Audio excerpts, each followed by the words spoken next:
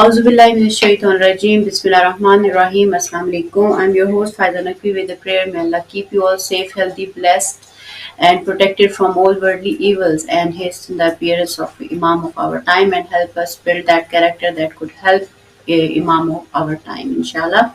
Today, the topic we are going to discuss is regarding Ayatollah Sayyid Ali Khamenei, Reverend Muslim, who is under attack in different ways from Western media from a very long time. We can say since the Masa Amini case has started, there are different ways they are trying to humiliate our religion as well as sacred personalities, and now they are attacking the Rebbe Muslim Supreme Leader Ayatollah Sayyid Ali Khamenei.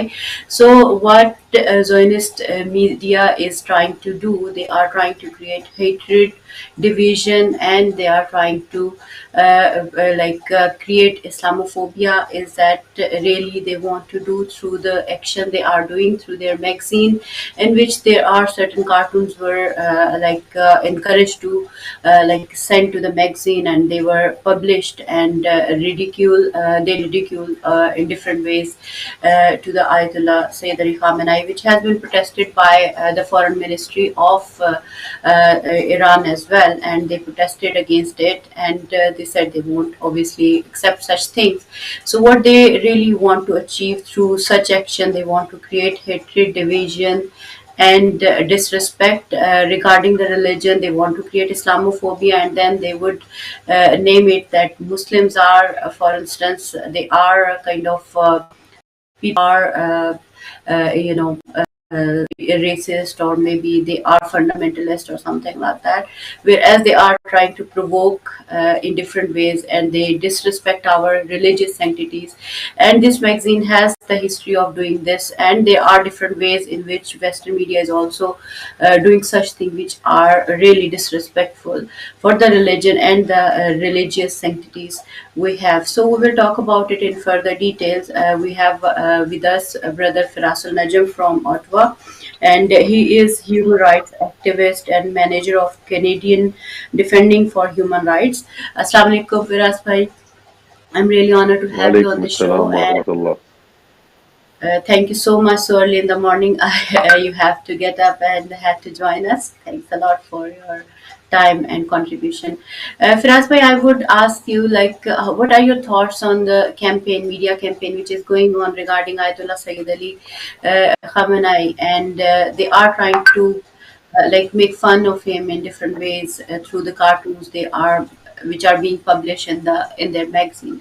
So is that one of the strategies Zionist media or Zionists are trying to use in order to provoke Islamia, in order to provoke hatred for Islam and deviant for, how do you say it? Yes, this is a attack, obviously, on our important leadership in the Islamic world, and it's not the first time. I mean, this magazine, Charlie Hebdo, this corrupt magazine, Islamophobic magazine, that's full of toxic hatred, against our religion as well as Muslims. They're against actually all religions as well. I think they have attacked other religions as well, but they are Yeah. focused on Islam, right? They are focused on Islam, and one of the reasons probably they are also focused on Islam is because this is the agenda of the French regime. The French regime has a long history of Islamophobia, and they've colonized many Islamic countries in the world. One of the well-known ones is obviously Algeria. They occupied that place for a long, long time, and they've done so many crimes against the Algerian people there, the Muslim people especially, because the majority of Algeria is Muslim, if not everybody. So they have done a lot of crimes in the world, and Islamophobia is always part of the, um,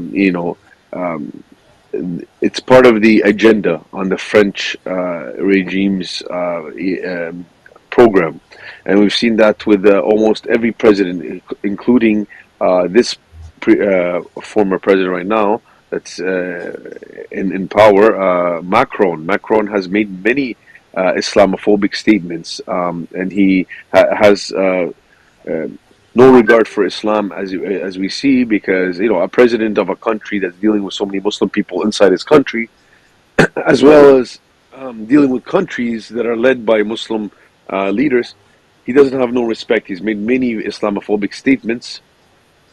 I personally, as the manager of Canadian Defenders for Human Rights, one of the managers, has called for his arrest for hate crimes. The problem that we're facing here is that these leaders or these organizations, such as Charlie Hebdo and so on, um, we do not have a court system where we can hold these people accountable. Um, the problem is the West has a good amount of control on this type of issues, and they prosecute who they want based on their agenda and their benefits. And then it really leaves almost no room for prosecution for these people, right? Because they're protected by these government officials, these politicians, international organizations such as Interpol, international police are supposed to, if a country like Iran was to send Interpol warrant for an arrest for somebody, they should take that into account, and they should try to implement it. But the problem is that these bodies, such as Interpol, is controlled by corrupt people and evil people. Right now, for instance, Interpol, actually the base of their headquarters is in Lyon, in France, and right now, we have the president of Interpol is from UAE, and he was a former high-ranking police officer. And we know the UAE, how corrupt they are and how much they torture people and how unjust their system is. But they hired a UAE former police, a high-ranking officer as the president of Interpol. So now they're not going to work on the real prosecution. They're going to prosecute who they want based on their benefits and what the Western regimes want. And this is the problem that we're facing, is that when we see all this type of violations and disrespect and attacks on our religion, then unfortunately they're going to see attacks by random people at times, and then they're going to call it a terrorist attack. But the thing is, we do not have a prosecution system operating inside the West. For the West, the way they prosecute who they want is they invade a country usually, or they assassinate somebody. Obviously they couldn't assassinate, for instance, Qasem Soleimani in Iran, because Iran is a very strong country. So they killed Qasem Soleimani, that great general, in Iraq. So they found a way to kill him in a different way, right? Not on Iranian soil, but they killed him on Iraqi soil. So they believe that's their prosecution. And then when somebody goes, for instance, and attacks like the building of Charlie Hebdo, and it happened before, they call him a terrorist, and they exploit the situation to even cause more Islamophobia and more hatred to Islam. But you left no room for people to prosecute these criminals. You know what I mean? We got people walking around today in the world, such as George Bush, that occupied a country such as Iraq, invaded it, killed millions of people, caused so much orphans, so much widows, with a fabricated lie and justification that Iraq and Saddam had chemical weapons, and then they later on said that they don't have chemical weapons. Now the question is, who is going to prosecute George Bush? The Western regimes are protecting him, and they're honoring him with rewards and awards whenever he goes to a certain event. So now the Muslims, or the Arab countries, or the Islamic countries, they want to prosecute this man. This man is a war criminal. This man has killed millions of people. He's not a normal war criminal. He's one of the high-ranking war criminals. Now, how do you prosecute him? So we need our own prosecution system in the Islamic world, okay? And we need to build a court system where we can arrest these people somehow and prosecute them. We cannot wait and rely on Interpol or United Nations or Western regimes, they haven't done nothing like that. They only arrest and assassinate somebody based on their agenda and their interest at that time. You know what I mean? And this is how So, it's always been for many years. And yes, go ahead. Firaz bhai, I have question. Like, who has given this power to such regime that they are like killing us, and everyone knows that they killed unlawfully, illegally, and they are war criminals, and still they are treated as respectfully around the globe. And if something happened from, like for example, in West Asia, and somebody do something, they come and attack, and they pick up the people they want to, they kill and they hang and they do whatever they want. But when it comes to them, they sabotage, like they ruin the whole country, they ruin the culture, they ruin the political system, they ruin all their assets of a country, and no one is there to blame them, and no one is there to question them the way you said, and you rightly pointed out. But the question is, who has given this power to those people who are doing all that, and how they have gained that power? Um, well, obviously we know there is some type of world mafia, and this is what the Western regimes are. Most of them, they're world mafias. These are international mafias, and they have lots of money under their hands. They have a lot of politicians on their hands. They have a lot of power and weapons and armies under their hands, and they're coordinating together and they're cooperating together, and they have set up such a like kind of a an evil system in the world that they sit and dominate, and they use the United Nations as a tool for their gains and for their control. We see the United Nations is only focused on serving American interests, Israeli interests, these kind of Western regimes' interests. They're putting sanctions against Iran for a very controversial and weak case of Mahsa Amini blaming the Iranian government. When we saw the video clearly that she was fine, she was walking normally and everything, and she instantly started feeling some kind of sickness, or she was feeling, and she fell down, and then they took her to the hospital and treated her like any Iranian citizen. But they had to exploit the situation, and then they had to make it look like they're human rights violators and so on, while people were even people were kind of exploited. They used them as a tool because they know people are upset because of the sanctions against Iran, right? And that's also a Western, that's a Western criminal activity. The West has imposed these sanctions that have hurt these people, but they knew that some people are angry at the Iranian government because of the sanctions, so they would go out on the streets and protest and so on. And then they had all this media and all the social media involved, and they put so much money and time and efforts. It's like these teams were already ready for these type of actions and evil agendas and movements.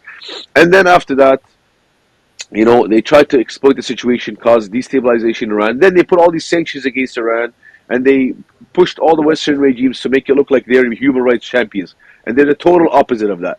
But then Yemen, the worst humanitarian crisis, according to the United Nations, 5 years ago, maybe it's now we're in the eighth year of this war, and all these Western regimes are supporting the Saudi regime of killing the Yemeni people day and night. And not just that they're supporting, they're giving logistical support, especially France. Okay, the French they have a logistical support base in working again for the Saudis in Yemen, for the fight in Yemen. And the ones that are in this logistical support base is the French, the British, and the Americans. These are the main colonizers of a lot of the world, and they're the ones giving all the logistical support, telling them where to hit, how to hit, and engineer this war that they've obviously failed miserably, because the Yemenis are very resistant and very strong and united, alhamdulillah. But they're also funneling weapons. Canada's largest arms deal, okay, the weapons deal that they ever had in the history of Canada, is with Saudi Arabia.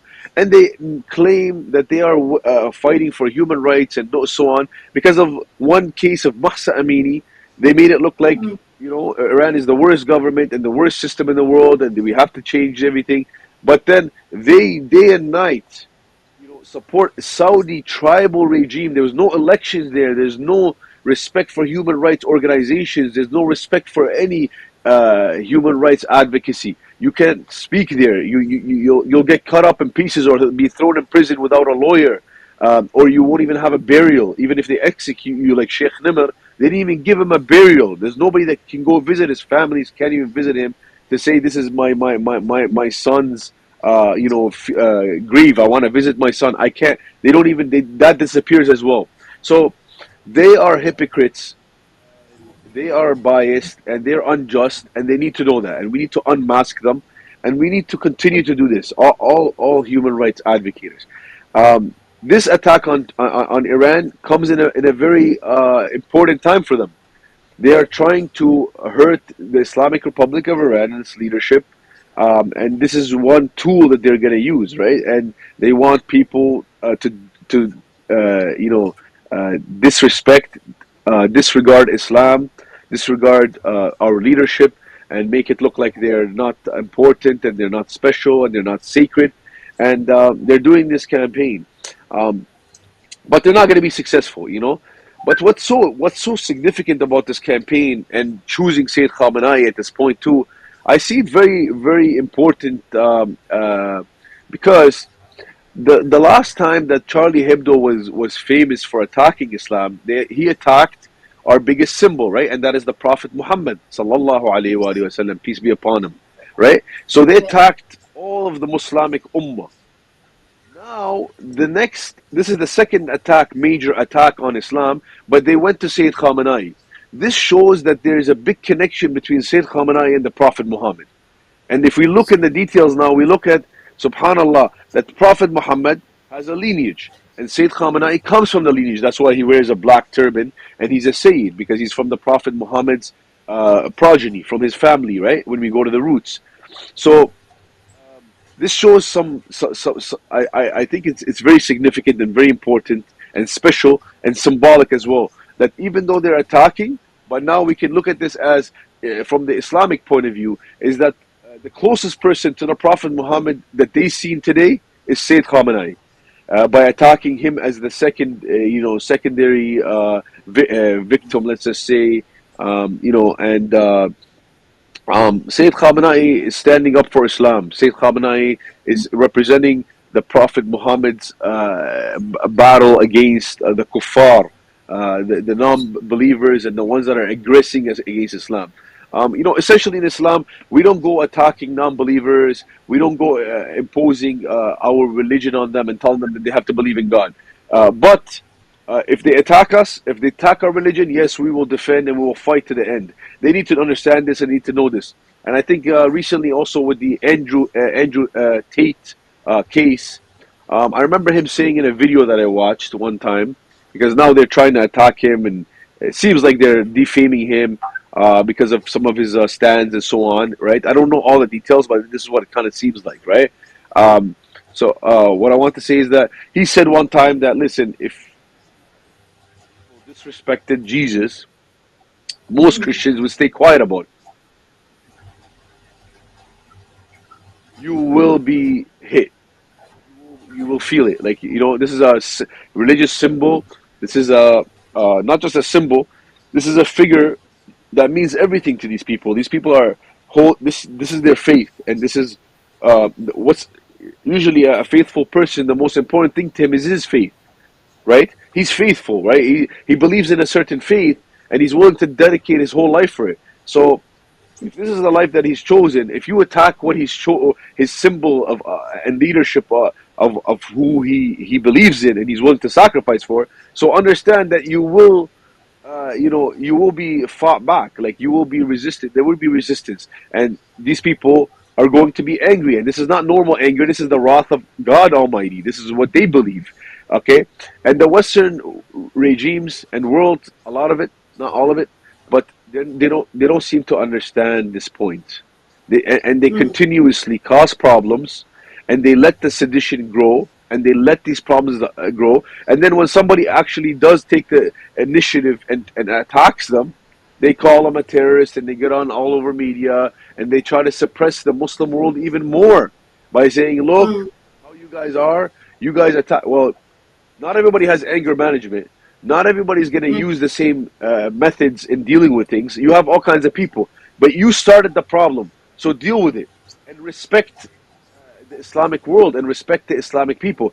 If somebody disrespects the Jews about Israel in the West, even like like Israel is a very controversial issue, right? Like some people believe in it, some people don't believe in it. Some people believe it's a fraud. Even Christians or even non-believers, they believe that Israel is not a Jewish state, and they don't believe that a country should be based on a religion. We're talking about atheists. They don't believe that, right? They don't believe that people should be able to build a state based on a religion, right? So if you speak out against Israel or say that we call for the dismantling of the state of Israel, or we say that the Israeli regime is fully illegitimate, it should have never been established, they'll call you anti-Semitic, and then they will. Some people have been charged, criminally charged for that, right? For something about a political issue related to a religion.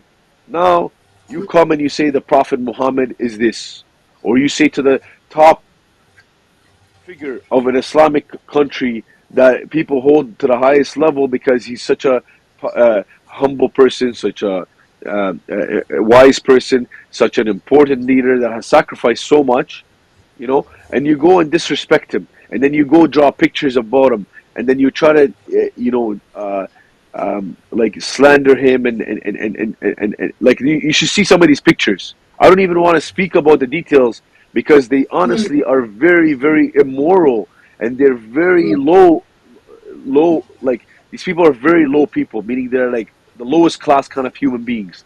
Um, they deserve to be humiliated and prosecuted and arrested and in the court of justice. This is what they deserve, these kind of people. But no, they're actually honoring them and they're awarding them and they're thanking them for this. And it's becoming a competition where people are drawing disrespectful pictures of Sayyid Khamenei from all over the world and sending it to Charlie Hebdo. And mm, expect more attacks on Charlie Hebdo.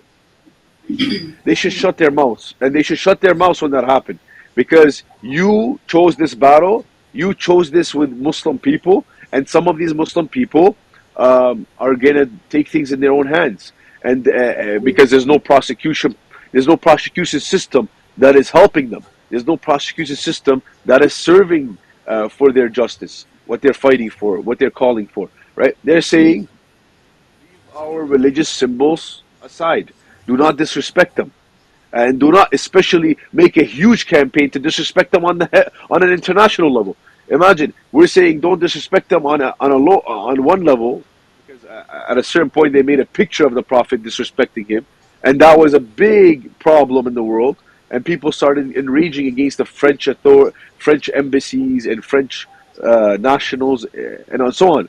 Now we're talking on an international level, and they're getting the whole world involved. So anybody that does not like the Islamic system in Iran, or some people are kind of deceived because of mainstream media that Sayyid Khamenei is a bad guy and his system's a very bad system, right? Because obviously mainstream media plays a huge role in shaping the world's public opinion.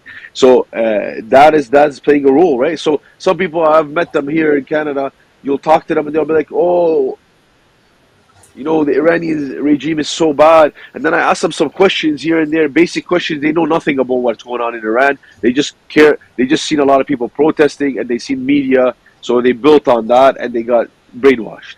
And then now they hate the Iranian regime and they're walking around talking about the Iranian regime and how we have to fight for human rights for them and women rights and this and that.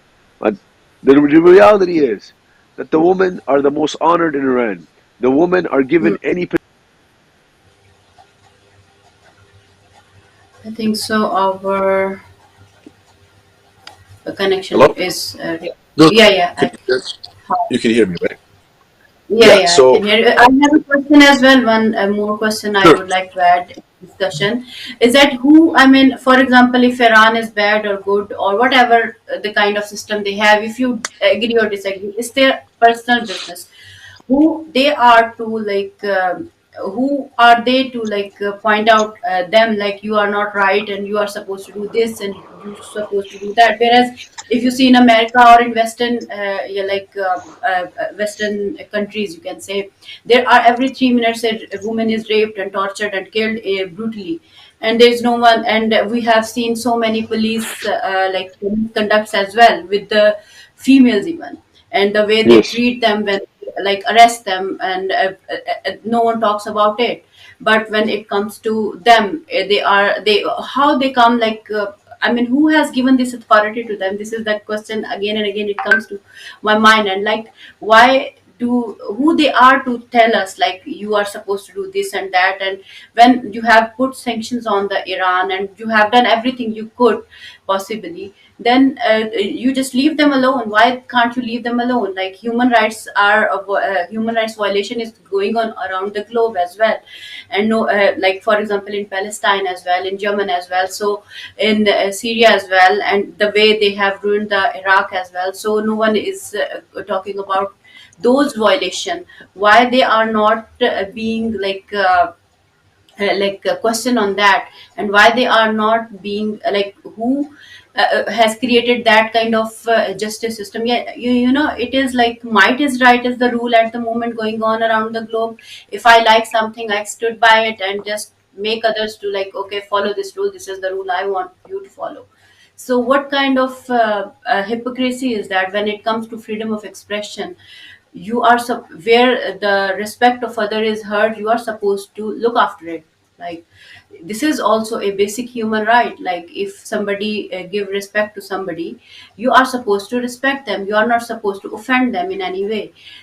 Like we see in offices, in generally in life, we do wherever we go, we are supposed no, we are not supposed to say these words because it comes, for instance, in kind of disrespect to others, for instance, whatever you say. So what kind of this hypocrisy is? And is that the rule of might is right is going on, and this is what they want to achieve through such actions, such sanctions, such strategies they are using? How you see it? I mean, this is you can call it like the rule of the fittest, or the rule of the mightiest.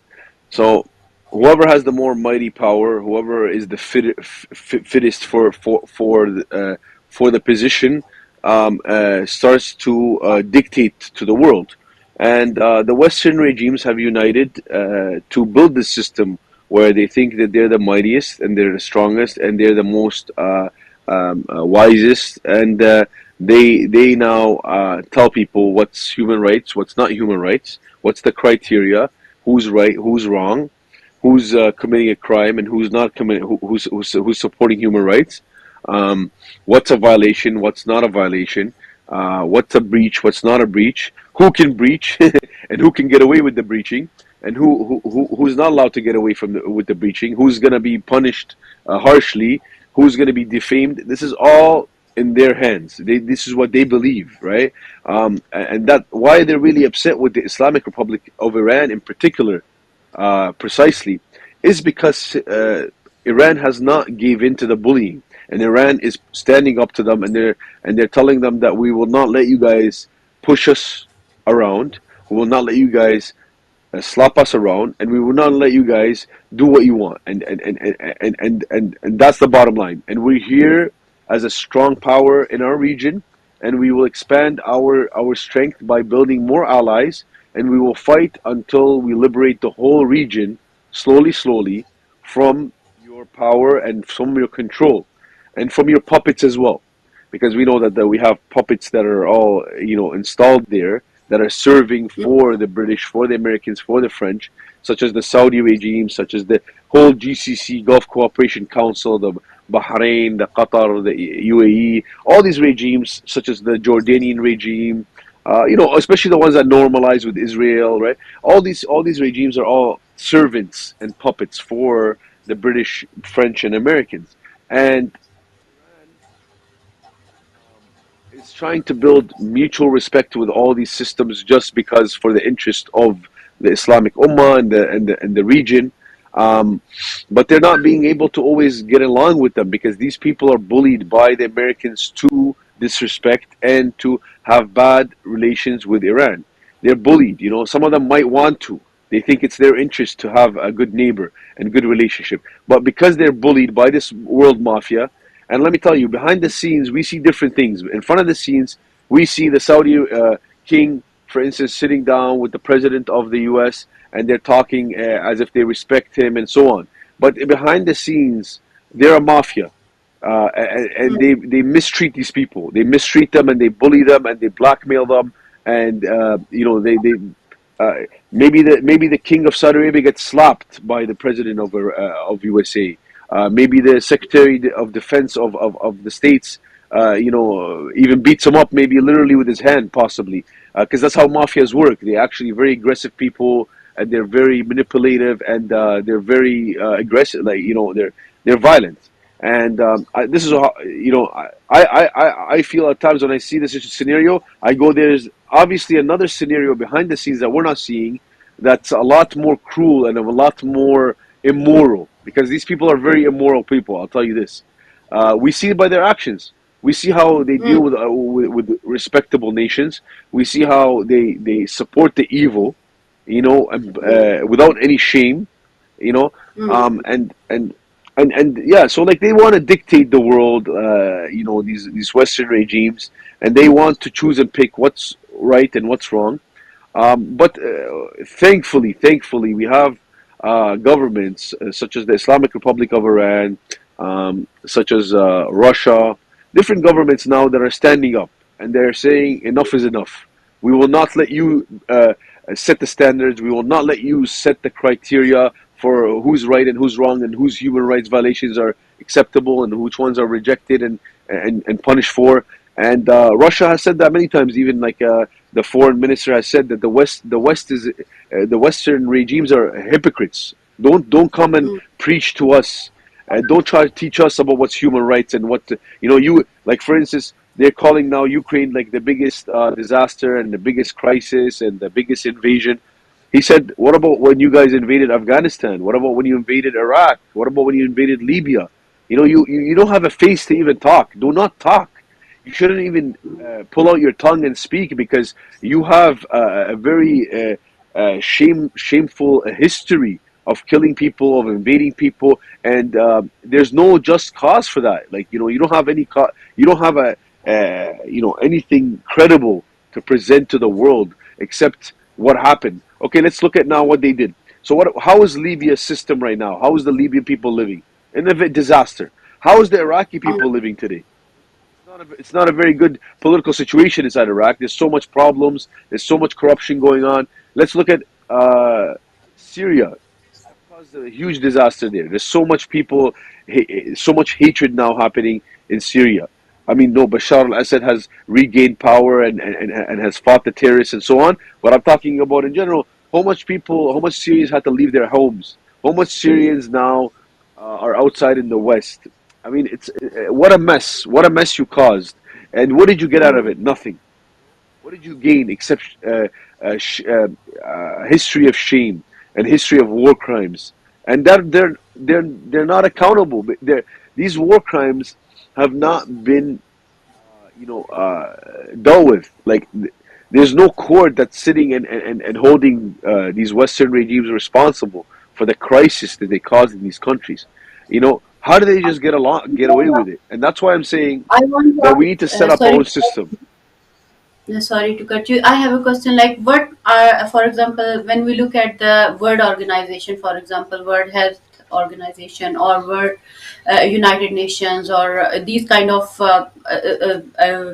organization which represent, for instance, or International Court of Justice and stuff like that. So, what are they? Who have created them, and what are they?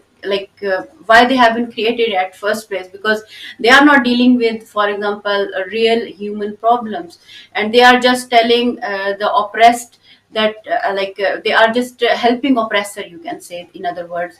And they are just their, for example, hands and their eyes and their mouth, who just share the policy they want. others or the world to believe in and to follow and to do what they want the whole world to do. So how you see the hypocrisy of these world organization in these timings, and especially when they have all war criminals in front of them and no one is there to ask them, question them, and hang them, for instance. So how do you see their hypocrisy in these moments? These organizations are only tools to suppress us, to hurt us, and to destroy the world. Actually, if anything, you know what I mean. They play And games as if IMF as they're well, we doing. can say. Sorry. The IMF and these kind of obviously tools, I mean, Yeah. to Yeah. control the world.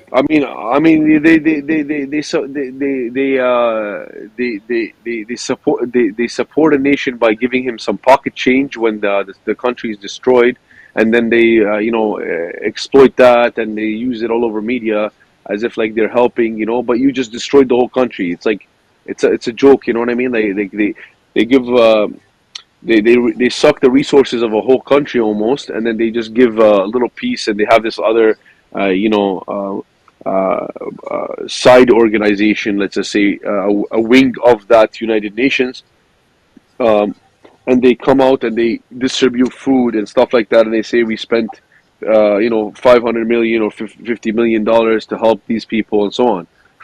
But on the other hand, you destroyed the whole country. You killed so many people. You made them starve.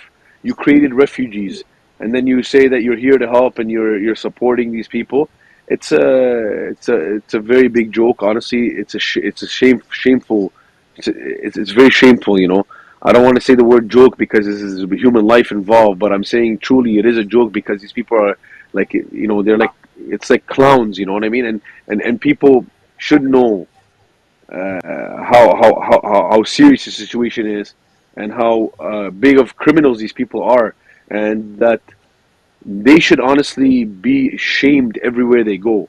And that's why when I saw George Bush in an event here organized by a Zionist organization called UJA, United Jewish Appeal, these criminals hosted this big war criminal, and we bought the tickets to get in. I spent about $100, as I say, to get inside this event, and I was listening to this criminal speak for so long, and I was remembering all the Iraqi people that were killed, my people, because I'm originally from Iraq.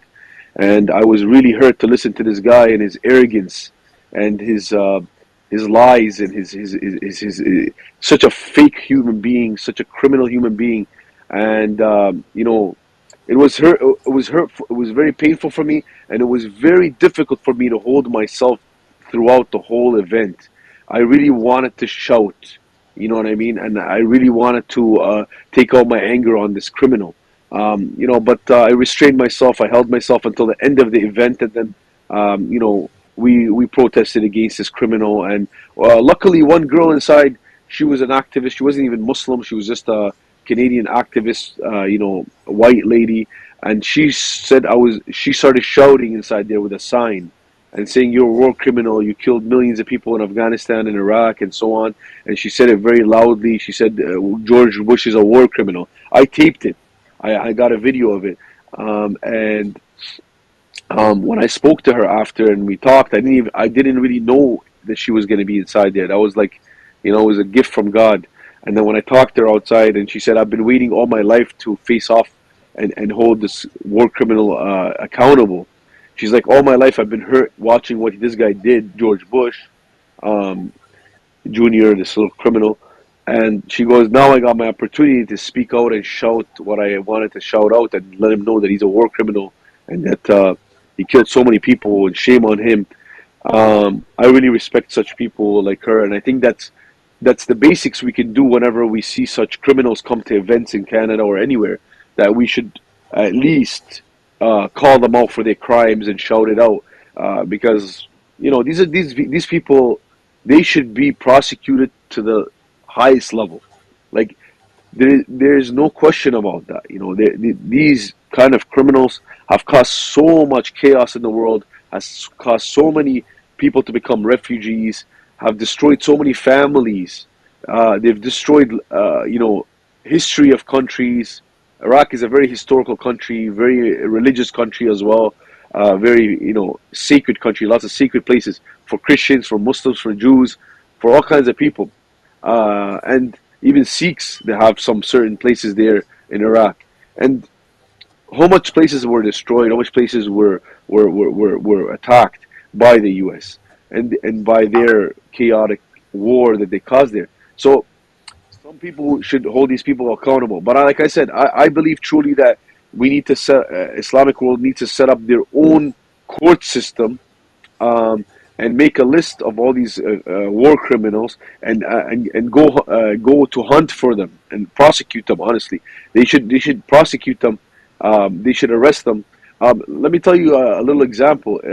When the Zionist regime established their system in the beginning, what they did is they made a list of all the Nazis that were wanted by them. Like they put a list of Nazis that were killing their people in Germany and everywhere.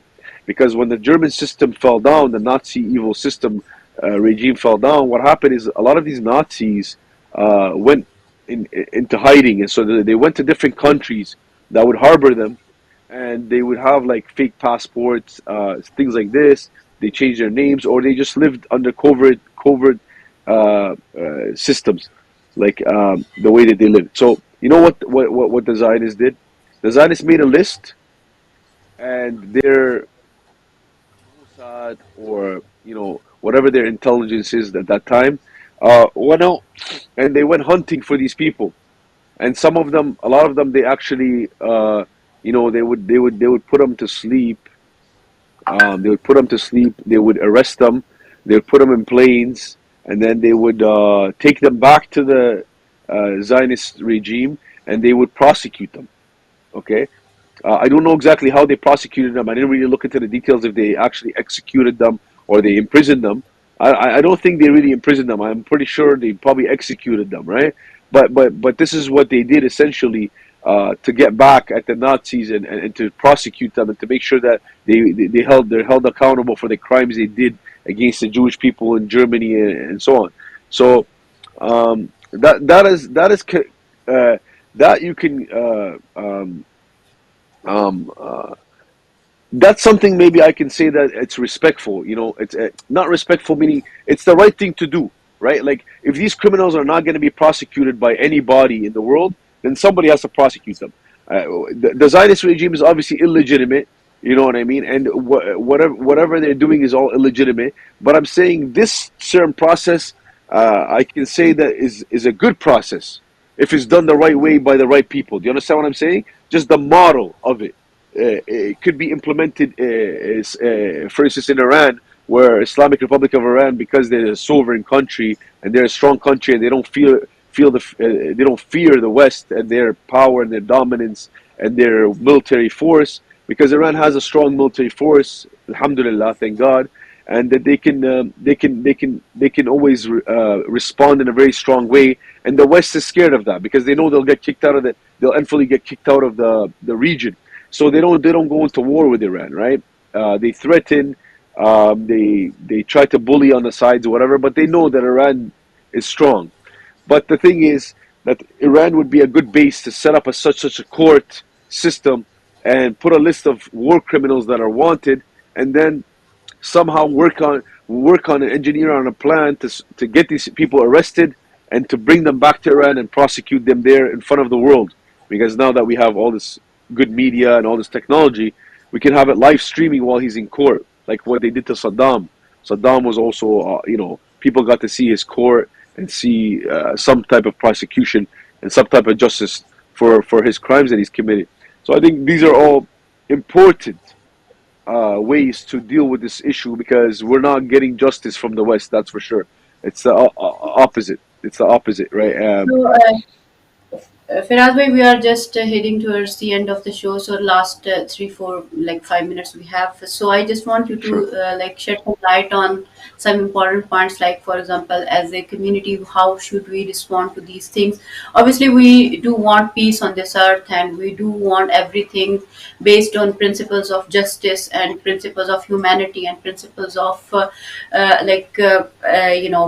you can say equity. You can say so we are not the people who provoke others to do something wrong, but we are the people who always stand with justice, and we stand with the people who are oppressed by the oppressors. So how do you see, what kind of basira or wisdom we can bring within the community to stand and understand these things in depth and take right action, like you mentioned some of them, like obviously when these people visit these countries, at least we can shout out, we can tell them off, like, okay, these are the crimes you have committed, and you still hold a banner of human rights and say you are the kind of champion who are protecting human rights and stuff like that. So what else we really need to do in order to protect our own values, our own culture, our own political systems, and our own identity, which we do have around the globe as a Muslim, whether within the country, whether we live outside the country. Yes, this is a very important question because we need resolutions, we need solutions, and we need to come up with a plan on how to resist and how to defend. We should and we should build our experiences and our strengths and our unified stance towards building a strength that we shouldn't just be reactionary. You know what I mean? We shouldn't be always on a defensive level all the time. We should start to come out and point out these criminals and these organizations and try to dismantle them. We should try to dismantle these organizations. There's different ways to do it, but there is ways to dismantle such organizations, such magazines, and make sure that they're not operating anymore. Okay, this is important. And one thing is that we need to really be very, very unified, and we should have campaigns online. Like we should make hashtags, and people have been reaching out to me and different people, and we are working on this right now to build a campaign and a hashtag to respond to Charlie Hebdo, this criminal organization, and their magazine, and all the people that are involved with it.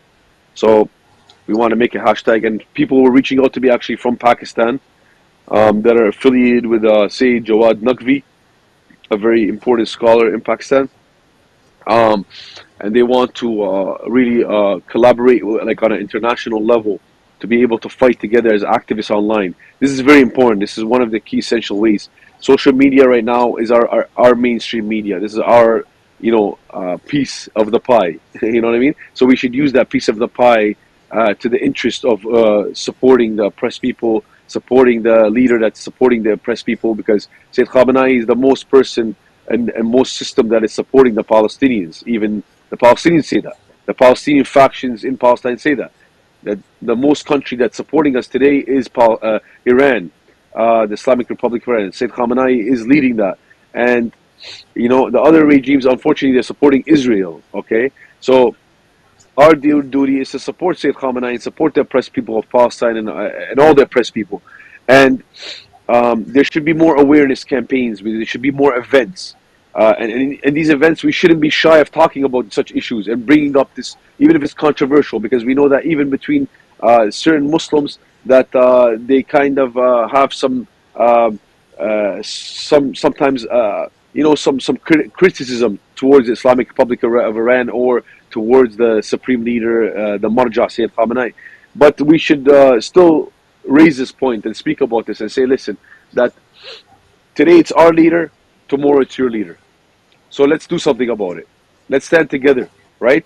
Because they chose Sayyid Khamenei now. Tomorrow they'll choose a Sunni leader that is leading a battle against them and supporting Palestine. They don't differ between all these type of things. They don't care about Sunni or Shia or Sufi or these things. They care about important symbols that are fighting against their unjust systems. So we're all gonna an attack on any of us should be an attack on all of us. You know, and just we should work together. We should work together. We should try to fight to work together. We should fight to work together. We shouldn't just find a way to Yes. work together. We should fight to work together and unify our stands. We should have a lot of, like I said, even in our mosques, we should talk about these things. You know, there's a lot of things Mm, happening. They're trying to attack us from different ways. mm. They're trying to attack us Okay. from different areas. Okay. I don't know, sister, if you understood that recently the new Israeli cabinet, this new extremist radical regime right now that they put together, they have banned Palestinian flags. They said that all Yeah. Palestinian flags must be removed. So now there should be a campaign. All the mosques should raise the Palestinian flag and hang it. Um, Solidarity with hang it. now.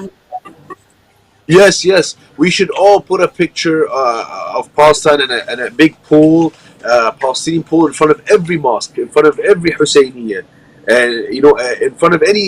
Even we should reach out to the churches and say that you know Palestinians deserve rights. Palestinians are Christians as well. There's Palestinian Christians, so we should raise a flag. You know what I mean? And we should speak out. You know, we should put out in front of all the mosques right now that we condemn Charlie Hebdo. We should issue statements through the social media platforms of, Al Mustafa Mosque, you know, Al Hadi Mosque, whatever mosque there is. They should issue statements. They should have a social media. They shouldn't just use it to invite people to come pray or to invite people to come do a dua on a certain day or come to break their fast. This is important, but you should also defend your faith. You should also unify people. The social media platform should be used for these causes. Um, like I said, there's a lot of work to be done, and we should do our part. You know, we shouldn't just sit around and complain and cry, okay, or just sit there and argue and say, yeah, these people are evil or these people are that. What are you gonna do about it? That's the question. What are you going to do? What are you gonna do to fight this oppression? What are you gonna do to fight this defamation? What are you gonna do to fight this attack on your supreme leader, on your Islamic leaders, and how are you going to protect your religion, and how are you going to make sure that these people don't do this again? That's the question. Is that we're all responsible. We are all part of this ummah. And the Quran says, "Ummatukum ummatan wahida." We are one ummah, and that this ummah, when it's attacked in a certain part of the body, the Prophet describes in one of his hadiths, you know, in the context of that, an ummah means the nation of Yeah. Islam is like a body. So if you attack one part, all the body will feel it. It doesn't matter, right? Like right now, our body's all interconnected to all these parts. So if you hit one part, there's no way you're not gonna feel it. The whole body's gonna feel it because it's all interconnected. And this is how we should be and how we should feel, and we should fight together for this ummah, Thank you so much, for Sheikh Firas Bhai. I'm really honored to have you on the show, and it was really important in the end, especially the points you have raised, based on justice, equity, and the principles of Islam are always there because we do have rules of wars and rules of peace as well. So we always promote love, peace, justice, humanity, and respect. And even in freedom of expression, we never ever disrespect others, holy places or people or anything like that. So we do have rules based on principle which shows that we are supposed to stick to those Islamic values which promote humanity, respect, justice, love, and obviously resistance as well in a proper, positive, righteous way. So with this message, I will take a leave. Inshallah, I will see you next week. Allah Hafiz.